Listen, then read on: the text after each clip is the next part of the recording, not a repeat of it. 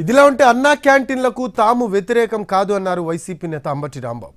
అయితే అన్నా క్యాంటీన్ల పేరుతో గతంలో జరిగిన అవినీతి గురించే తాము ప్రస్తావిస్తున్నామన్నారు అంబటి. వైసీపీ అమలు చేసిన సంక్షేమ పథకాలను నిలిపివేసి అన్నా క్యాంటీన్ల పేరుతో కొందరు పేదలకు అన్నం పెట్టడం సరికాదు అన్నారు అంబటి. మొత్తం మేము అన్నా క్యాంటీన్ ఓపెన్ చేయటము ఏదో 10 మంది పేదవాళ్ళకి తిండి పెట్టడానికి మేము వ్యతిరేకం కాదు. కానీ ఇవాళ ఏం చేస్తున్నారు మీరు ఈ రాష్ట్రంలో? పేద ప్రజల్ని ఆదుకోవలసినటువంటి అన్ని అంశాలని కూడా పక్కన పెట్టేసి కాస్త అన్నం పెడతాం రండి, ఒక 300 మందికో 400 మందికో అన్నం పెడతాం అనేటువంటి కార్యక్రమానికి మీరు తెలదీశారు.